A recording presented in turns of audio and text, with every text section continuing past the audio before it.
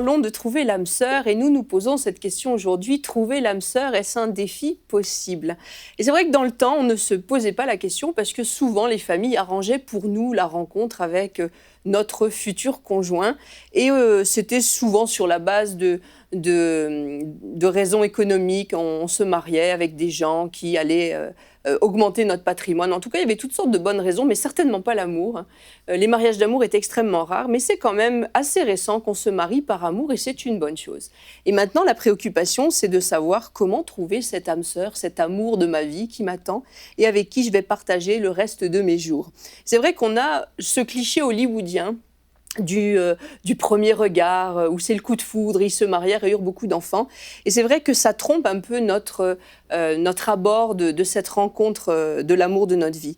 Alors c'est sûr que dans les films, c'est souvent, ils se rencontrèrent, leurs regards se croisèrent, et puis le coup de foudre est là, et un seul regard suffit, c'est l'amour fou, marions-nous. Mais dans la vraie vie, c'est beaucoup plus compliqué la plupart du temps.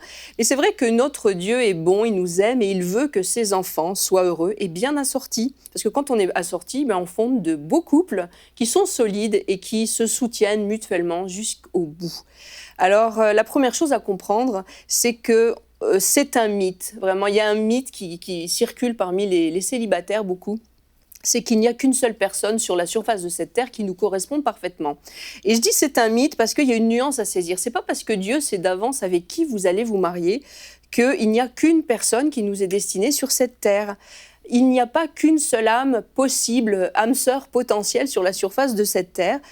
Nos grands-mères disaient, et je pense que c'est à raison, 1 de perdu, 10 de retrouvé. Et j'avoue qu'il n'y a pas une âme sœur, mais il y a plusieurs âmes sœurs, et puis c'est tant mieux, c'est tant mieux. C'est vrai qu'il y a des caractères, il y a des profils qui nous conviennent, qui sont compatibles avec ce qu'on est, avec les aspirations de notre cœur, avec notre caractère. Et Dieu se glorifie dans les couples bien assortis qui s'aiment et qui restent fidèles mutuellement. Alors il ne faut surtout pas tomber dans la crainte de passer à côté de la bonne personne et de rater sa vie, parce que j'en connais qui sont tombés rapidement dans l'angoisse de manquer cette fameuse personne, et il y en a même qui sont tombés dans des dépressions parce qu'ils avaient la conviction d'avoir discerné que c'était telle ou telle personne qui leur était destinée, et malheureusement cette personne est allée voir ailleurs et leur monde s'est effondré, et ça a fait vraiment des années d'amertume, de regrets et vraiment de dépression même. Il y a des gens qui sont tombés dans une dépression à cause de ça. Alors il ne faut pas tomber dans ce piège-là. Je suis sûre que nos grands-mères avaient raison en disant que si on en perd un, on peut en retrouver d'autres. Alors, il faut bien comprendre que de toute façon, on est rarement 100% compatible dès le premier regard. Parce qu'un couple, ça se construit. On va construire ensemble une harmonie entre nous deux, une harmonie de fonctionnement, une harmonie de compréhension, même une harmonie spirituelle. Et c'est pas dès le premier coup d'œil que ça va se placer. Ça, c'est juste dans les films d'Hollywood. Mais dans la vraie vie, on s'ajuste, on se prépare, on prie, on fait des concessions, on arrondit les angles, on essaye de comprendre l'autre. Et de toute façon, il va falloir y travailler à ce fameux couple qu'on attend. Alors, les premiers critères, quand on recherche l'âme sœur, c'est d'abord de savoir pourquoi ce garçon ou cette fille me plaît. Est-ce que c'est sa joie, son sourire, son engagement pour Dieu, son physique peut-être? Et il y a un deuxième rang de critères qui arrive rapidement, et ce sont des questions qui sont absolument fondamentales à se poser. Parce que le fait qu'il soit chrétien ou qu'elle soit chrétienne, ce n'est pas une raison suffisante. Parce qu'il y a des gens qui se sont dit, elle est chrétienne, marions-nous. Ça peut, il y a des couples qui se sont mariés comme ça a très bien marché. Mais d'une manière générale, ça ne va pas suffire. Il faut se plaire, il faut avoir d'autres critères pour s'assurer que c'est la bonne personne.